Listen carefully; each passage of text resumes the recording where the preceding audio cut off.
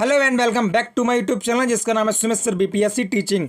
दोस्तों, ये आज की वीडियो में आपका फिजिक्स मेरी तरफ से पूरा ख़त्म हो जाएगा। इसके बाद मैं अपने चैनल पर फिजिक्स की एक सिंगल वीडियो भी नहीं लेके आऊँगा। इससे पहले दोस्तों 3 वीडियो आ चुकी हैं और अब दोस्तों ये चौथी वीडियो है और चौथी वीडियो दोस्तों ये फिजिक्स की लास्ट वीडियो है। मैं चाहता तो दोस्तों पूरे फिजिक्स को एक वीडियो में ही कवर कर देता, बना देता वीडियो 2 घंटे की, लेकिन मैं चाहता हूँ कि दोस्तों आप यानी कम पढ़ें, ऑथेंटिक पढ़ें और अच्छा पढ़ें और दोस्तों छोटी वीडियो में आप लोग की ज़्यादा समझ में आता है, आप लोग उससे बोर भी नहीं होते हो। तो सबसे पहले दोस्तों मैं आपको ये बात बता दूं कि इस वीडियो में आपको क्या क्या देखने को मिलेगा। ये आप जो पीडीएफ देख रहे हो दोस्तों, ये कहीं से कॉपी पेस्ट करी हुई पीडीएफ नहीं है। आप यहाँ पर मेरा लोगो देख सकते हो, मैं लोगो आपको दिखा देता हूँ, सुमित सर बीपीएससी टीचिंग। ये दोस्तों मेरी खुद की द्वारा बनाई गई वीडियो है। दोस्तों लूसेंट को पढ़कर प्लस एनसीईआरटी को पढ़कर प्लस दोस्तों बिहार की कुछ एससीईआरटी किताबों को पढ़कर पूरे उन तीनों के भौतिक विज्ञान को पढ़कर वहाँ से एक एक फैक्ट मैंने उठाकर आपको यहाँ में क्रीम आपको दे रहा हूँ, जो कि दोस्तों कोई भी यूट्यूबर मैं बता रहा हूँ आज की डेट में नहीं कर रहा है। सब दोस्तों कॉपी पेस्ट कर रहे हैं, सब आपसे मोटी रकम लेकर और आपको उल्टा सीधा कंटेंट दे रहे हैं। जो दोस्तों आपकी फिजिक्स आपके 15 पेज में 10 पेज में बन जानी चाहिए, वो दोस्तों वो पूरी किताब आपको भरवा दे रहे हैं। वो दोस्तों आपके पूरे 50 पेज ले रहे हैं, तभी तो आपका पढ़ने का मन नहीं करता। और जब आपका पढ़ने का मन नहीं करता तो दोस्तों आप क्या हो जाते हैं, आपका सिलेक्शन नहीं होता। सबसे पहले मैं आपको बता दूं कि दोस्तों एनसीईआरटी प्लस एससीईआरटी और प्लस दोस्तों आपकी लूसेंट का निचोड़ होने वाला है ये वीडियो, ठीक है। तो चलिए हम वीडियो शुरू करते हैं। तो दोस्तों कल जो इसका वीडियो का जो तीसरा पार्ट था उसमें हम लोगों ने लास्ट में पढ़ा था दोस्तों, हम लोगों ने वीडियो कर ली थी यहाँ तक कि तापमापी का निर्माण गैलीलियो ने किया था, दूरबीन का निर्माण भी दोस्तों गैलीलियो ने किया था। चलिए दोस्तों अब हम बात करते हैं यहाँ से आगे वीडियो की। इसके अलावा दोस्तों मैं आपको बताऊँगा एक आपको इस वीडियो के बीच में कुछ वीडियो चलने के बाद एक आपको ऐसी ट्रिक बताऊँगा जिससे आप सिलेक्शन के और ज़्यादा नज़दीक आ सकते हैं अब देखो दोस्तों, परम शून्य क्या होता है।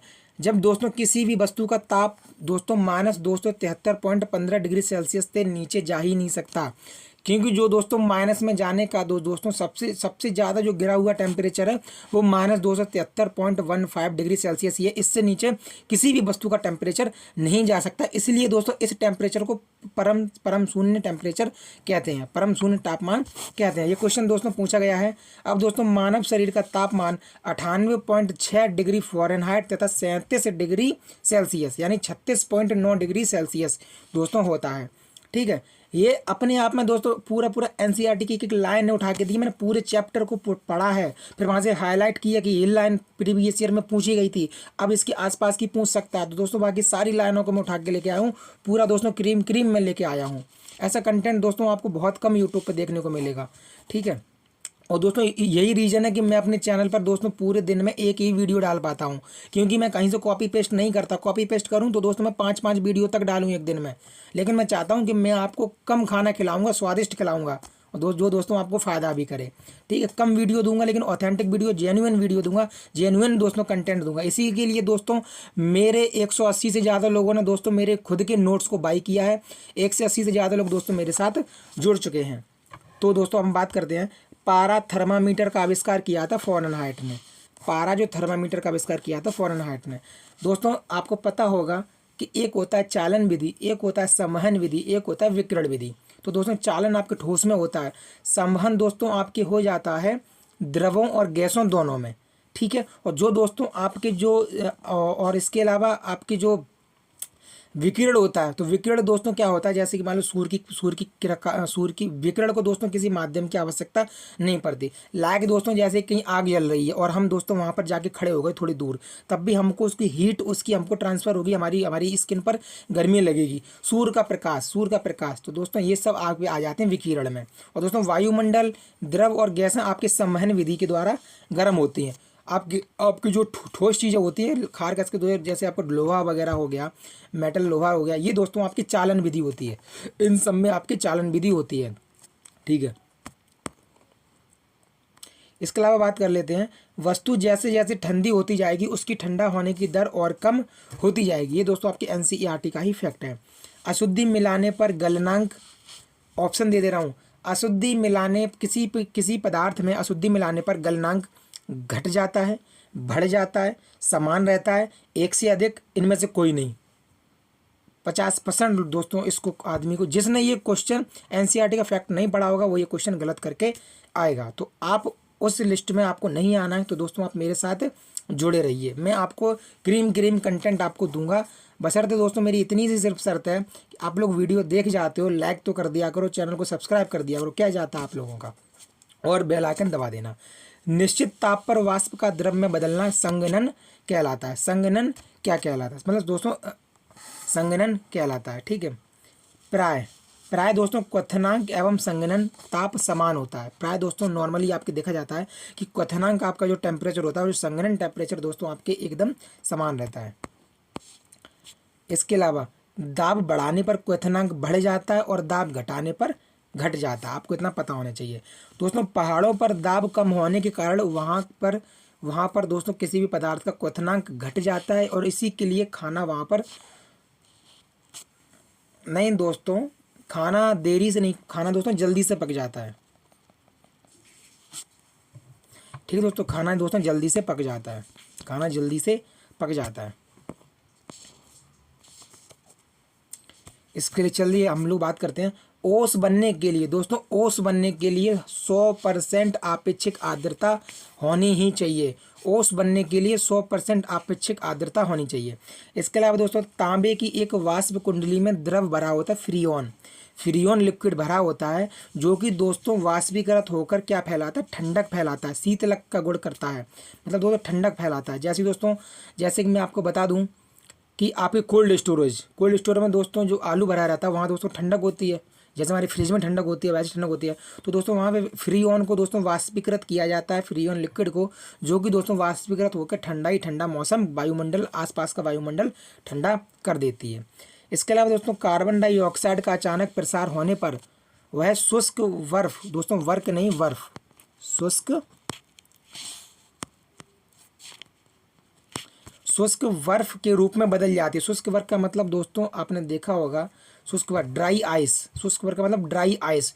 दोस्तों कार्बन डाइऑक्साइड ही दोस्तों अचानक प्रसार होने से दोस्तों वो आपकी ड्राई आइस में बदल जाती है। और दोस्तों यह जो एक्सचेंज होता है, ये जो दोस्तों आपके परिवर्तन होता है उसको कहते हैं रुद्धोष परिवर्तन। दोस्तों अभी मैं आपसे पूछ लूँ, अगर ये क्वेश्चन मैं अपने मॉक टेस्ट में दोस्तों बनाऊंगा, अभी मैं लिखूंगा कार्बन डाइऑक्साइड का अचानक प्रसार होने से वह दोस्तों शुष्क बर्फ में बदल जाती है, यह परिवर्तन निम्न में से कौन सा है। तो और उसमें दोस्तों आपके मैं अगर रुद्धोष परिवर्तन ऑप्शन में ही ना दूं तो मैं 100% कह सकता हूँ, 99%, कि जो 3 ऑप्शन में बाकी बनाऊंगा ज़्यादातर लोग वही 3 ऑप्शन में से कोई ना कोई पकड़ लेंगे। तो आपको जब तक पता नहीं होगा ना तब तक दोस्तों आप नहीं कर पाएंगे। एनसीईआरटी चीज़ ही ऐसी है। 1637 में दकार्ते ने प्रकाश की कण मॉडल को प्रस्तुत किया तथा स्नेल के नियम को भी उत्पन्न किया। दोस्तों जो स्नेल का नियम है प्रकाशिकी से संबंधित, वो दोस्तों आपके दकार्ते ने ही उत्पन्न किया था। 1637 में कण का मॉडल भी इनके द्वारा ही प्रस्तुत किया गया था। अब दोस्तों आप देखिए जो आपके जो प्रकाश की जो तरंग सिद्धांत है वो दोस्तों आपके 1678 में क्रिश्चियन हाइगेंस के द्वारा दिया गया था। दोस्तों क्रिश्चियन हाइगेंस के द्वारा 1678 में प्रकाश के तरंग सिद्धांत को इंट्रोड्यूस किया गया था पूरी दुनिया के सामने। अब बात करते हैं प्रकाश का ध्रुवण सिद्ध करता है कि प्रकाश तरंगें अनुप्रस्थ होती हैं। आपसे पूछ लूँ प्रकाश का कौन सी प्रॉपर्टी, मतलब प्रकाश किरण की कौन सा गुण सिद्ध करता है कि प्रकाश तरंगें अनुप्रस्थ होती हैं, तो आपको पता होना चाहिए प्रकाश का जो ध्रुवण, उसकी जो प्रॉपर्टी होती है ध्रुवण उसका जो गुण होता है प्रकाश का, उससे सिद्ध होता है कि प्रकाश तरंगें आपकी अनुप्रस्थ होती हैं। जबकि दोस्तों ध्वनि तरंगें आपके कैसी होती हैं, अनुदैर्घ्य तरंगें होती हैं। तो प्रकाश तरंगें अनुप्रस्थ। और आप दोस्तों ये क्वेश्चन आपकी PYQ का है, ये क्वेश्चन आपकी प्रीवियस ईयर में पूछा गया है कि प्रकाश तरंगें होती हैं। तो दोस्तों प्रकाश तरंगें आपकी अनुप्रस्थ होती हैं और आपकी ध्वनि तरंगें अनुदैर्घ्य तरंगें होती हैं। दोनों चीज़ें दोस्तों आपको पता होनी चाहिए। अब इसके बाद दोस्तों हम बात करते हैं कि हमारी जो प्रकाश किरण होती है, तो प्रकाश लाइट ऊर्जा के छोटे छोटे बंडलों के रूप में चलता है जिन्हें फोटोन कहते हैं। दोस्तों फोटोन के छोटे छोटे कण होते हैं जो कि एक बंडल, एक समूह के रूप में चलता है, बंडल के रूप में। और दोस्तों फोटोन कण अपने साथ एनर्जी स्टोर करते हैं। फोटोन कण दोस्तों अपने साथ एनर्जी भी लेकर ऊर्जा का वहन करते हैं। ठीक है। अब दोस्तों प्रकाश के वेग की गणना सबसे पहले रोमर के द्वारा की गई थी। प्रकाश के वेग की गणना सबसे पहले रोमर के द्वारा की गई थी 3 × 10⁸ मीटर प्रति सेकंड। 3 × 10⁸ मीटर प्रति सेकंड। प्रकाश को सूर्य से पृथ्वी तक आने में दोस्तों लगभग 8 मिनट 16.6 सेकंड का समय लगता है। 8 मिनट और 16 सेकंड का समय लगता है। चंद्रमा से परावर्तित प्रकाश को पृथ्वी तक आने में 1.28 सेकंड का समय लगता है। दोस्तों सबको पता है कि चंद्रमा का अपना स्वयं का कोई प्रकाश नहीं है। जब सूर्य की किरण चंद्रमा पर पड़ती है तो दोस्तों चंद्रमा प्रदीप्त होता है, चंद्रमा चमकता है। तो जब चंद्रमा चमकता है तो दोस्तों चंद्रमा से रिफ्लेक्टेड आपकी लाइट, किसकी? सूर्य की रिफ्लेक्टेड लाइट जो कि चंद्रमा रिफ्लेक्टेड करता है, वो दोस्तों पृथ्वी तक आने में 1.28 सेकंड लगते हैं। ठीक है। प्रकाश के प्रकीर्णन पर उत्कृष्ट कार्य करने के लिए सर सीवी रमन को वर्ष 1930 में नोबेल पुरस्कार दिया गया। उनका आविष्कार उनके नाम पर ही रमन प्रभाव के नाम से जाना जाता है, यानी रमन इफेक्ट की खोज दोस्तों 1930 में हमारे देश के महान वैज्ञानिक सर सीवी रमन के द्वारा की गई थी। और दोस्तों उनके जन्मदिन 28 फरवरी को ही दोस्तों भारत में क्या मनाया जाता है? आपके दोस्तों राष्ट्रीय विज्ञान दिवस के रूप में मनाया जाता है। तो दोस्तों विज्ञान के क्षेत्र में अमूल्य योगदान के लिए सर सीवी रमन को 1954 में भारत रत्न से नवाजा गया था। ठीक है। 28 फरवरी 1928 को सर सीवी रमन ने रमन प्रभाव की खोज की थी। तभी से 28 फरवरी को भारत में विज्ञान दिवस दोस्तों मनाया जाने लगा। एक लाइन दोस्तों क्वेश्चन है, एक लाइन क्वेश्चन है, याद रखिएगा आप। अगर यहाँ मिस करोगे, NCERT मिस करोगे तो समझ लो पेपर मिस कर दोगे। तो दोस्तों मैंने आपसे कहा था कि मैं आपको एक ऐसी ट्रिक बताऊंगा जिससे आप सिलेक्शन के और पास आ सकते हैं। सपोज करो दोस्तों मेरी ये वीडियो 40 मिनट की होगी। अप्रॉक्स में दोस्तों अपनी वीडियो 30 मिनट के आसपास, 40-35 मिनट के आसपास बनाता हूँ। सपोज करो मेरी ये वीडियो 40 मिनट की है और आप मेरी वीडियो से मान लो नोट्स बना रहे हो। खैर इस वीडियो के तो आप नोट्स नहीं बनाओगे, स्क्रीनशॉट ले सकते हो या वीडियो सेव कर सकते हो। मैं दोस्तों खुद के मेरे हैंड रिटन नोट्स में आपको दिखा दूं। दोस्तों ये दोस्तों बिहार के 1857 क्रांति जो बिहार के परिप्रेक्ष्य में जहाँ से क्वेश्चन पूछता है। इसके अलावा दोस्तों 1875 आप यहाँ से देख सकते हो। तो 1875 से लेकर और 1947 तक आप मेरे नोट्स की क्वालिटी देख सकते हो। 1875 से लेकर 1947 दोस्तों सारी चीज़ें मैंने, पूरी हिस्ट्री मैंने कितने पेज में बना दी है? मात्र दोस्तों मैंने 20 पेज में पूरी हिस्ट्री ख़त्म कर दी है। और वो भी दोस्तों 20 पेज कैसे? सिंगल अगर उनको आप एक साथ में करोगे तो मात्र दोस्तों 11-12 पेज में ही मैंने ख़त्म कर दिया हिस्ट्री। ठीक है। इसके अलावा दोस्तों साइंस, एक चीज़ मैं आपको दिखा दूँ। ये दोस्तों साइंस दोस्तों 24 पेज में मैंने पूरी साइंस ख़त्म कर दी है। इसके अलावा आपकी जो पूरी साइंस दोस्तों जो मेरी हैंड रिटन नोट्स हैं वो। इसके अलावा सिर्फ एक PDF दोस्तों मैं आपको दूंगा ये साइंस की। इसके अलावा मैं गारंटी देता हूँ क्वेश्चन दोस्तों बाहर निकल जाए। मेरे दोस्तों जो BPSC जो TRE 3 में दोस्तों मैं टीचर बना हूँ, उसके पीछे दोस्तों बहुत बड़ा एक रीज़न ये है कि मैं बहुत ज़्यादा यूट्यूबरों का किसका मैं वो नहीं माना। क्योंकि मुझे पता है दोस्तों आजकल के जो बड़े यूट्यूबर हो गए हैं वो अब पैसा बनाते हैं। अब उनको दोस्तों चाहे आप NTPC की तैयारी करो, चाहे दोस्तों आप रेलवे की तैयारी करो, चाहे आप किसी की तैयारी करो, किसी भी एग्जाम की तैयारी करो, वो आपको वही घिसा पिटा वही चीज़ देंगे, उतना ही देंगे। उनके पास वही चीज़ है ये।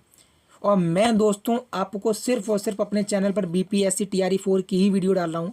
आप लोगों को नया तो दोस्तों आपके बारे में मैं सोच रहा हूँ कि वो लोग सोच रहे हैं। वो लोग 1000 रुपये लेते हैं और आप लोगों को इतना कूड़ा कचरा इतना दोस्तों भर देते हैं कि आप लोग लिखते लिखते परेशान हो जाते हो। मेरे वीडियो से भी दोस्तों मेरे कंटेंट को भी बहुत सारे लोग लिखते हैं और लिख के दोस्तों 1 घंटे की वीडियो को दोस्तों 5 घंटे की वीडियो में नोट कर पाते हैं। तो आप लोग ऐसा मूर्खों वाला काम मत कीजिए। मात्र दोस्तों 250 रुपये में मैं अपने सारे नोट्स आप लोगों को दे रहा हूँ। डायरेक्ट दोस्तों नोट्स को आप प्रिंट करवाइए। आप ये मत कहिए कि सर 250 आप ले रहे हैं तो प्रिंट करवाने का टाइम लगेगा, मतलब प्रिंट करवाने में 1 रुपये पर कॉपी लगेगी। अरे भाई साहब, मेरे बड़े भाई मेरी बड़ी बहन या छोटे भाई छोटी बहन, आप अगर मेरे नोट्स को नोट करते हो तब भी तो कम से कम 150-200 रुपये की आप 2-3 नोटबुक लाते हो, वो आपके पैसे बच रहेंगे। दूसरी बात, आप जो 5 घंटे मेरी एक वीडियो को नोट करने में लगाते हो वो आप 5 घंटे डायरेक्ट मेरे नोट्स को पढ़ने में लगाओ। और जब आप मेरे नोट्स को पढ़ोगे तो आपका परफॉर्मेंस इतना अच्छा हो जाएगा कि आप चाहे मॉक टेस्ट लगाओ, चाहे आप रियल के एग्जाम हॉल में बैठो, आपका आपका पेपर बहुत ही अच्छा जाएगा।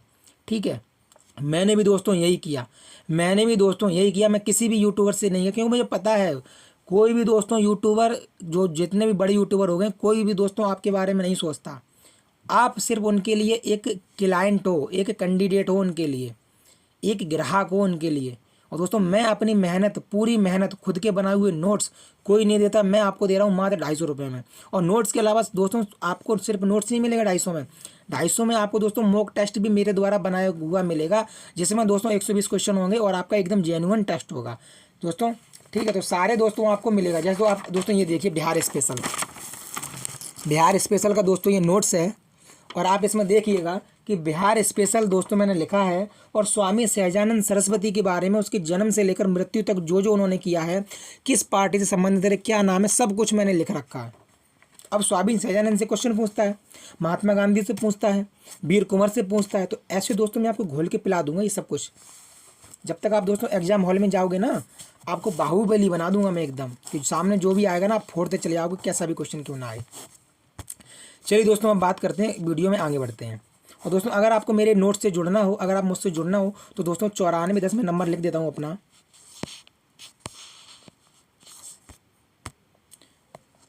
9410 4810 86, 9410 4810 86 दोस्तों मेरा व्हाट्सअप नंबर है। इस पर कॉल नहीं लगेगा, आप इस पर व्हाट्सअप करके मुझे संपर्क कर सकते हो।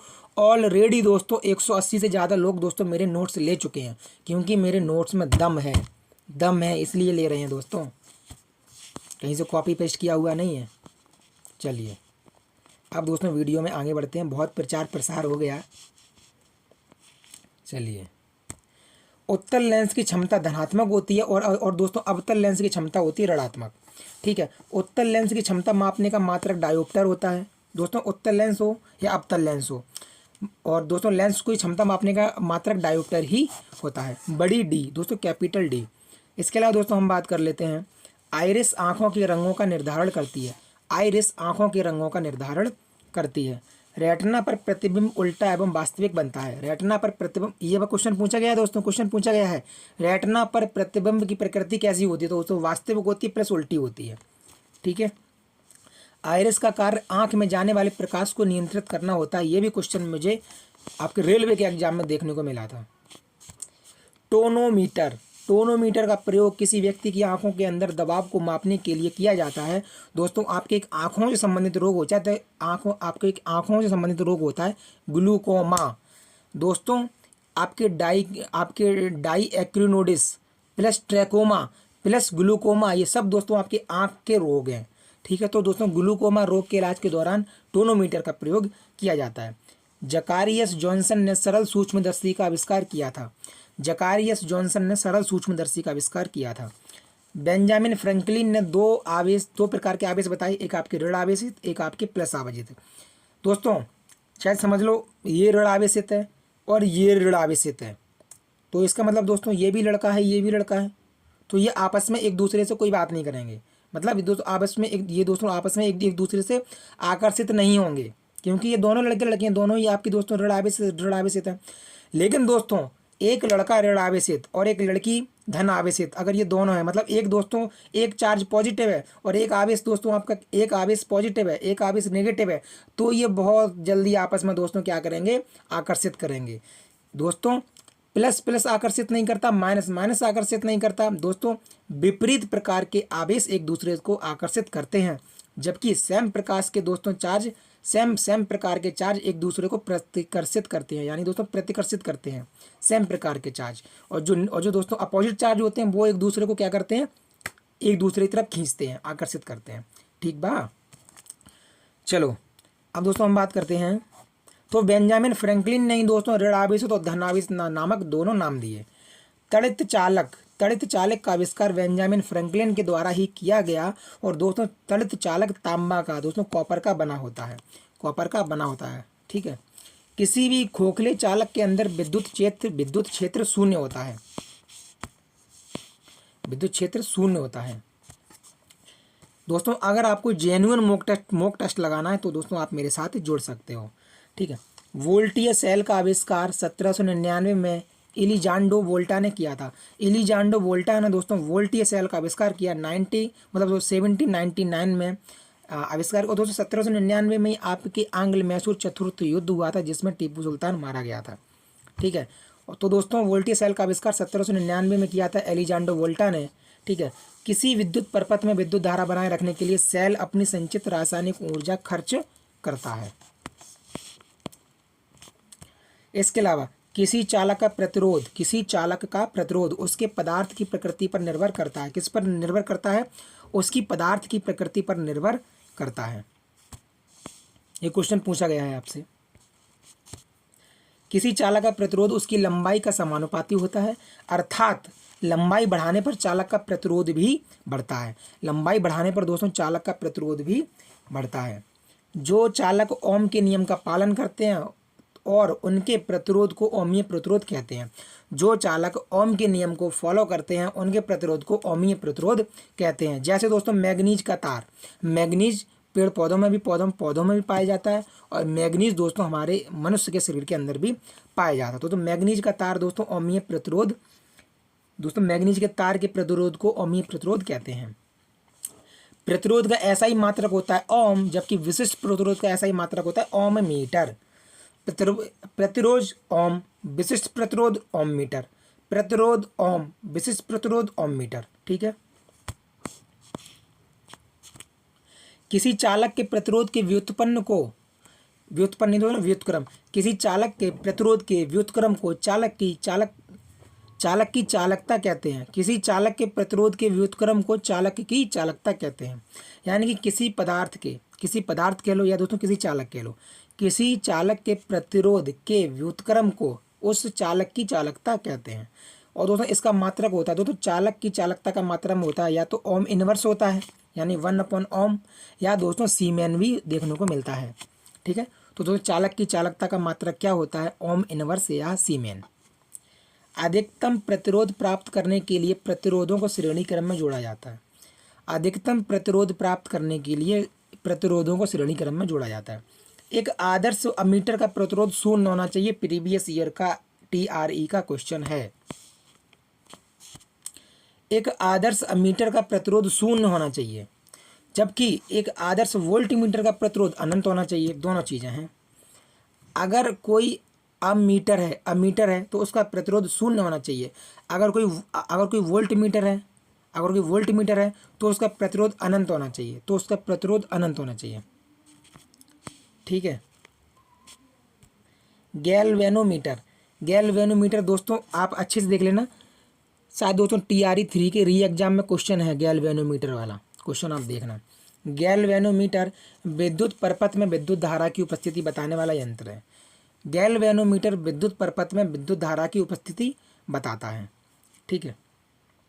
विद्युत धारा द्वारा उत्पन्न ऊष्मा, विद्युत धारा द्वारा दोस्तों आपकी जो उत्पन्न ऊष्मा होती है उसका फॉर्मूला होता है H = I² RT।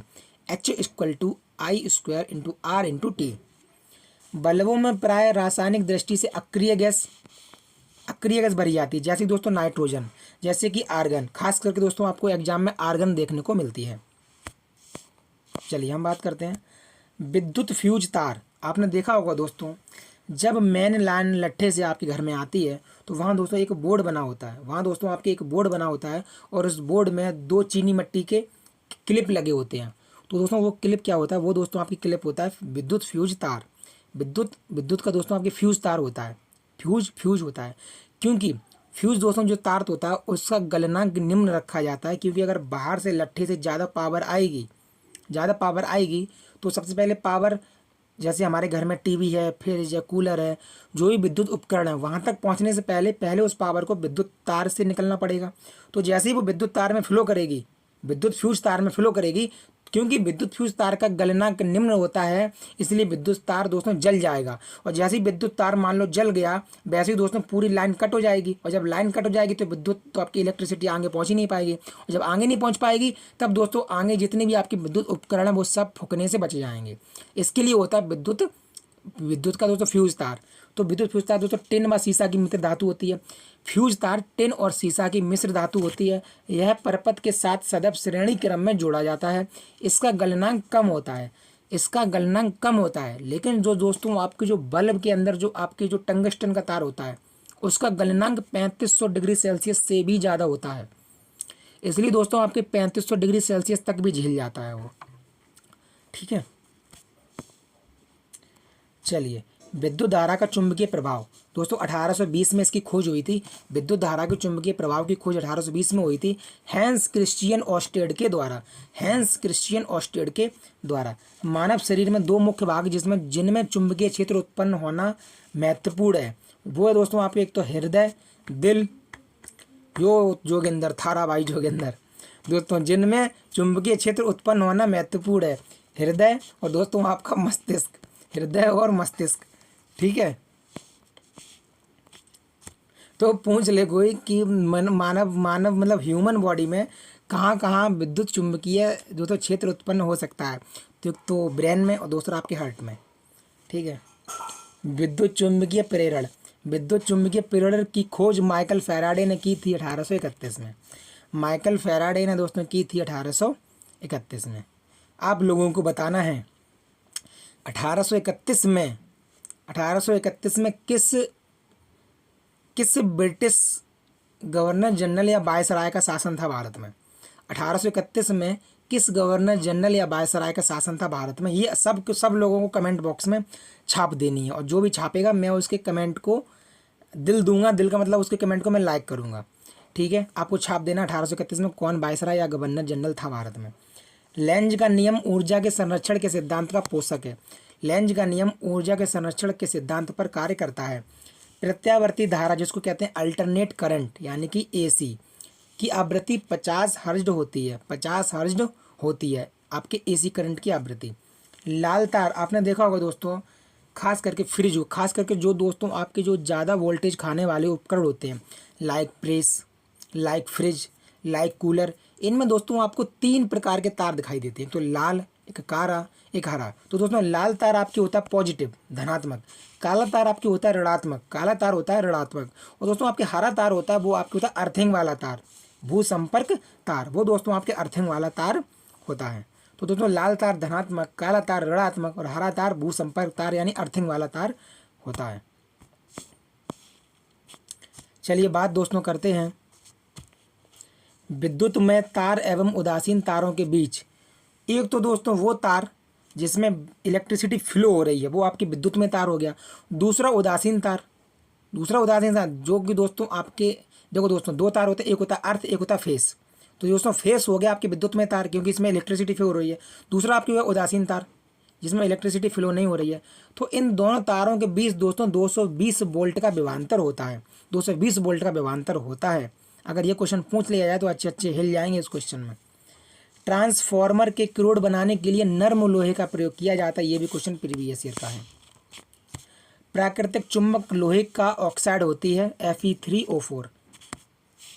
प्राकृतिक चुंबक दोस्तों लोहे का ऑक्साइड होती है Fe3O4। चुंबक के सिरों के समीप चुंबकत्व सबसे अधिक होता है। यह क्षेत्र चुंबक के ध्रुव कहलाते हैं। दोस्तों मान लो जैसे कि ये चुंबक है, मान लो दोस्तों ये चुंबक है, तो ये इसका दोस्तों ये चुंबक है, तो ये दोस्तों इसका हो गया नॉर्थ सरा, ये हो गया साउथ सरा। और यही दोस्तों सबसे ज़्यादा चुंबक प्रभावकारी होती है वो अपने दोनों पोल पर होती है, नॉर्थ सरा और साउथ सरा। बीच में दोस्तों चुंबकत्व बहुत कम होता है या होता ही नहीं है। ठीक है, तो जो सबसे ज़्यादा चुंबक आकर्षित करती है। अब जैसे मैं आपको बताऊं किसी चुंबक का पॉजिटिव पॉइंट ये है और नेगेटिव पॉइंट ये है, तो अगर दूसरी हम चुंबक को अगर पॉजिटिव से पॉजिटिव को जोड़ेंगे तो वो नहीं जुड़ेगी। अगर नेगेटिव को पॉजिटिव से जोड़ेंगे तभी ही जुड़ेगी, क्योंकि चुंबक में आकर्षित और प्रतिकर्षित दोनों का दोस्तों गुण पाया जाता है। तो चुंबक के ठीक मध्य में चुंबक तो होता ही नहीं है, या फिर होता है तो बहुत ही तीक्ष्ण मात्रा में होता है, मतलब बहुत ही कम मात्रा में होता है। चलिए, चुंबक के 2 ध्रुवों को मिलाने वाली रेखा को चुंबकीय अक्ष कहते हैं।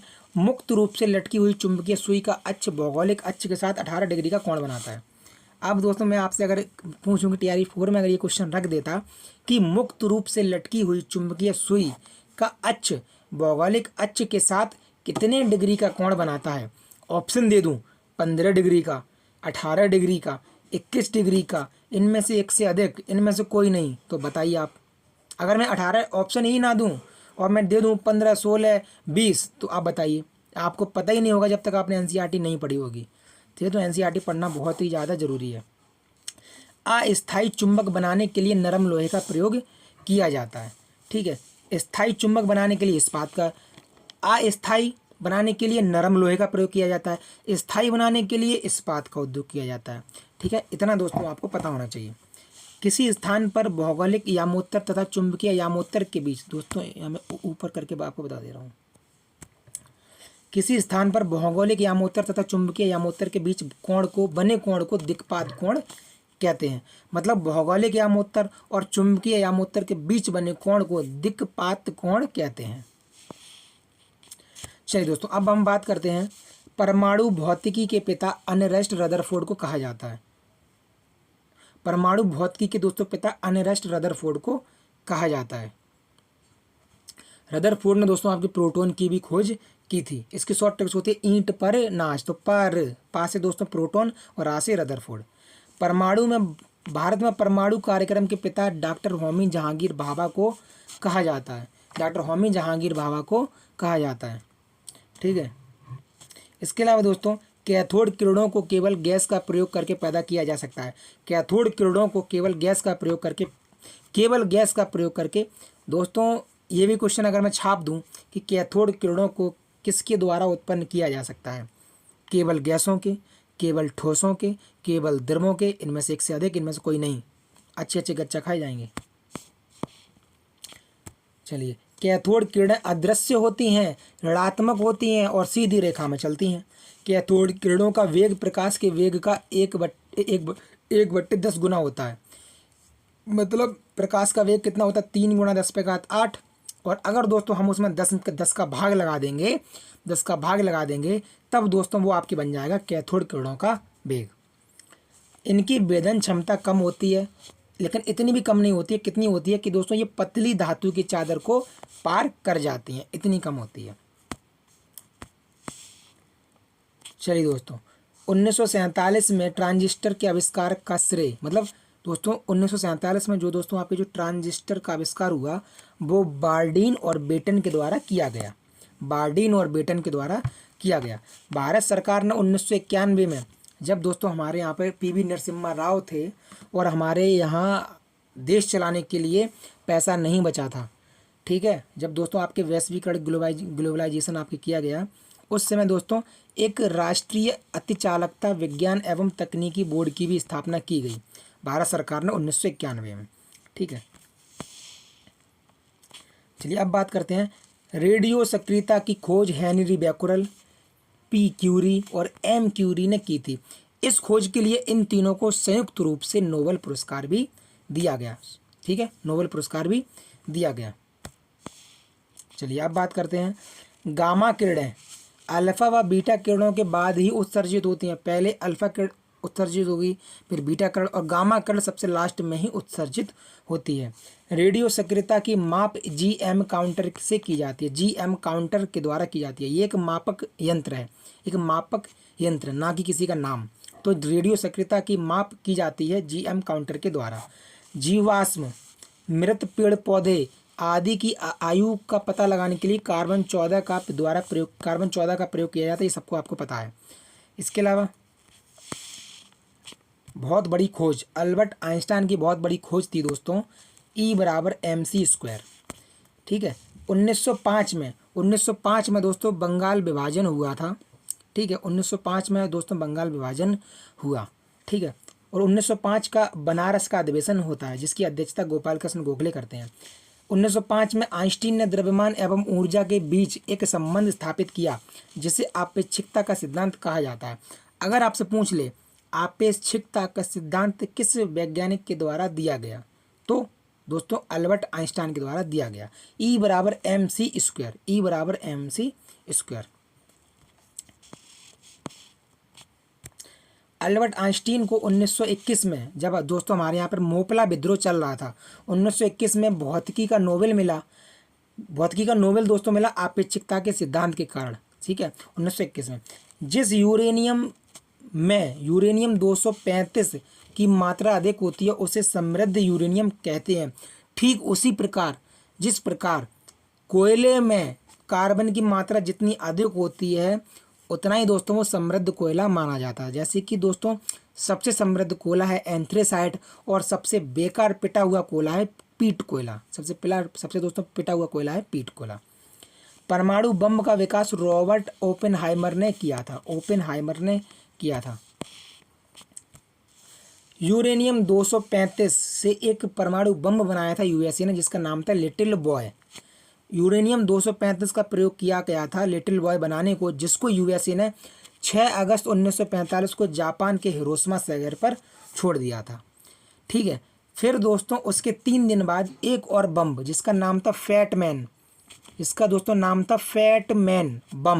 फैटमैन वो दोस्तों आपकी प्लूटोनियम 239 से बना था। उसको दोस्तों जापान के नागासाकी शहर पर मात्र 3 दिन बाद यानी 9 अगस्त को छोड़ दिया गया था। 9 अगस्त 1945 को छोड़ दिया गया था। इन दोनों बमों के नाम भी पूछे गए हैं एग्जाम में। सबसे पहले नाभिकीय रिएक्टर प्रोफेसर फर्मी के निर्देशन में बना था शिकागो विश्वविद्यालय में। ठीक है, रिएक्टर में नियंत्रक छड़ के रूप में या तो कैडमियम की छड़ का प्रयोग किया जाता है या दोस्तों आपके बोरॉन की छड़ का प्रयोग किया जाता है। ये क्वेश्चन पूछा गया क्वेश्चन है। चलिए, न्यूट्रॉन बम दोस्तों इससे पहले हम लोग हाइड्रोजन बम की बात कर चुके हैं जो कि अनियंत्रित संलयन की क्रिया पर आधारित है। हम दोस्तों परमाणु बम की बात कर चुके हैं जो कि अनियंत्रित विखंडन की क्रिया पर आधारित है। ठीक है, अब हम बात करते हैं न्यूट्रॉन बम। ये सबसे यूनिक बम है। क्यों यूनिक बम है, चलिए इसके बारे में पता करते हैं। अमेरिका ने दोस्तों इसको बनाया था। अमेरिका बहुत एकदम हरामी प्रवृत्ति का रहा है शुरू से ही। दोस्तों मुझे ये शब्द बोलना नहीं चाहिए लेकिन अमेरिका इतना था कि आप समझिए जापान पर उसने परमाणु बम फेंक दिए, जिसके कारण दोस्तों इतने वर्षों के बाद भी जापान में आज भी दोस्तों बच्चे बहुत दोस्तों हद तक आज भी दोस्तों कुछ बच्चे आपको विकलांग ही पैदा होते हैं। इतना रेडिएशन वहाँ फैल गया था। और आज भी दिन दोस्तों अमेरिका का क्या काम है कि दो देशों में दो या दो से अधिक देशों में पहले झगड़ा करवा देगा, फिर दोनों देशों को हथियार सप्लाई करवाएगा, फिर दोस्तों वो आपस में लड़ते हैं। इसको बहुत मज़ा आता है। अमेरिका ने 1977 में इस बम का निर्माण किया था। इस बम से जीवों तथा मनुष्यों का विनाश हो जाता है लेकिन इमारतों को कोई नुकसान नहीं होता। इस बम के रेडिएशन से सिर्फ दोस्तों जीव जंतुओं की मौत होती है लेकिन दोस्तों इमारतों पर कोई प्रभाव नहीं पड़ता। बिग बैंग सिद्धांत बताता है ब्रह्मांड की उत्पत्ति। बिग बैंग सिद्धांत ब्रह्मांड की उत्पत्ति से संबंधित है। ठीक है, मंदाकिनी का 98% भाग तारों से तथा 2% भाग दोस्तों गैस या धूल के कणों से बना है। ठीक है, चलिए दोस्तों अब हम बात करते हैं। तारे 3 रंग के होते हैं, लाल, सफ़ेद और पीले। तारे 3 रंग के होते हैं, लाल, सफ़ेद और पीले। डायनामोमीटर का दोस्तों कार्य क्या है? इस यंत्र का प्रयोग इंजन द्वारा उत्पन्न की गई शक्ति को मापने में किया जाता है। रेन गेज सबको पता होगा, यह वर्षा नापने के काम में आने वाला उपकरण। रेन माने होते वर्षा। सिस्मोग्राफ दोस्तों आपकी TRE 3 का क्वेश्चन है। भूकंप का पता लगाने वाला उपकरण है। ठीक है, भूकंप का पता लगाने वाला उपकरण है। इसके साथ ही दोस्तों मेरे चैनल पर आज फिजिक्स समाप्त हुई। फिजिक्स को Ram Ram, good bye, tata, bye bye. Physics का दोस्तों खात्मा कर दिया है मैंने। ठीक है, फिजिक्स को बाय बाय। तो दोस्तों अगर ये PDF आपको चाहिए, ऐसी हर PDF आपको मिल जाएगी, प्लस मेरे सारे आपको दोस्तों नोट्स मिल जाएंगे। ठीक है, ये PDF मिलेगी प्लस दोस्तों जो मैंने नोट्स आपको बताए हैं पूरा पटना दोस्तों इसमें ख़त्म। इस एक सिंगल पेज में पूरा पटना ख़त्म और यहाँ से क्वेश्चन फंसे हैं। ठीक है, यहाँ से क्वेश्चन फंसा है। ऐसे दोस्तों बहुत ही कम दोस्तों पेजेस में मैं सब्जेक्ट ख़त्म कर देता हूँ। क्रीम दोस्तों आपको वहाँ मिलती है, वहीं से क्वेश्चन भी फंसता है दोस्तों। मैं भी दोस्तों वहीं से आपके सामने सिलेक्टेड बैठा हूँ। तो अगर आपको मेरे साथ जुड़ना है तो सबसे पहले दोस्तों मैं आपको बता दूँ 180 से ज़्यादा लोग दोस्तों मेरे नोट्स ले चुके हैं। ठीक है, नोट्स प्लस दोस्तों आपके मॉक टेस्ट वाले ग्रुप में दोस्तों 60 लोग हो गए हैं। मॉक टेस्ट वाले ग्रुप में, क्योंकि ये दोस्तों मैंने अभी 3-4 दिन पहले ही ग्रुप बनाया था, सैटरडे को दोस्तों मैंने ये ग्रुप बनाया था, तो दोस्तों इसमें 60 लोग हो चुके हैं। इसके अलावा जो मेरे नोट्स वाला ग्रुप है उसमें दोस्तों आपके 180 प्लस लोग हैं। ठीक है, 180 प्लस लोग हैं। तो दोस्तों अगर आप भी मेरे साथ जुड़ना चाहते हो तो दोस्तों नोट्स प्लस दोस्तों आपके मॉक टेस्ट, ये दोनों दोस्तों मात्र आपको 250 रुपये में मिलेंगे, प्लस मेरी गाइडेंस मिलेगी, प्लस आपको कोई भी दिक्कत हो तो आप मुझसे कभी भी आप, क्योंकि आप दोस्तों मेरे ग्रुप में रहोगे तो आप मेरी नज़र में रहोगे, आप मुझसे कभी भी जब तक आपका एग्ज़ाम नहीं हो जाता तब तक आप मुझसे कोई भी चीज़ दोस्तों आप मुझसे पूछ सकते हैं, मात्र दोस्तों 250 रुपये में। जहां आप 1000 रुपये देते हो वो आपको पता भी नहीं है कि 1000 रुपये कहाँ से आए हैं, मुझे सब पता रहता है। अगर आप रुपये भेज रहे हो तो मुझे आपका नाम याद हो जाता है कि इसने इतने रुपये दिए हैं। आप मुझसे कोई चीज़ पूछते हो तब दोस्तों मैं आपको उसको बताता हूँ, क्योंकि कोई भी दोस्तों एग्जामिनर आपका बीपीएससी टीआरई पास नहीं है जो कि आपको तैयारी करवा रहा है, ठीक है। मेरे पास अनुभव है, मेरे खुद के नोट्स हैं जहाँ से सिलेक्शन हुआ है दोस्तों, टीआरई 1 2 3 और री एग्जाम का फुल एनालिसिस है मेरे पास, ठीक है। तो अगर आप मेरे साथ जुड़ना चाहते हो तो दोस्तों व्हाट्सअप नंबर आपको बता दे रहा हूँ, 9410481086, 9410481086। इस नंबर पे दोस्तों आप मुझे व्हाट्सअप करके मुझसे बात कर सकते हैं। और दोस्तों आप मुझे पेमेंट करके आप मुझे पेमेंट करेंगे तत्काल दोस्तों, जैसे ही पेमेंट करेंगे वैसे ही दोस्तों आपको मैं दोनों के दोनों प्राइवेट पेड ग्रुप में आपको ऐड कर दूंगा। वहाँ दोस्तों आपको नोट्स मिल जाएंगे, प्लस दोस्तों आपको मॉक टेस्ट भी मिल जाएगा। मेरे द्वारा बनाया हुआ मॉक टेस्ट दोस्तों गारंटी ले रहा हूँ, मॉक टेस्ट से ही आपको कई सारे क्वेश्चन देखने को मिलेंगे। इसके अलावा दोस्तों टेलीग्राम ग्रुप में जुड़ने के लिए मैं अपने टेलीग्राम ग्रुप का लिंक इस वीडियो के कमेंट बॉक्स में अभी पिन कर दूंगा। तो दोस्तों वीडियो बहुत ज़्यादा लंबी नहीं करते हैं, मिलते हैं दोस्तों अगली वीडियो में। अगली वीडियो दोस्तों आपकी होने वाली है केमिस्ट्री पोर्शन की, NCERT plus Lucent plus SCERT तीनों को उठाकर और दोस्तों मिक्सी में डालकर एकदम पीस के दोस्तों मैं आपको नोट्स के रूप में परोस दूंगा अगली वीडियो में, जैसे दोस्तों मैंने इस वीडियो में पीसा है। तो दोस्तों मिलते हैं अगली वीडियो में, तब तक अपना ख्याल रखें और पढ़ाई जरूर ही करते रहिए।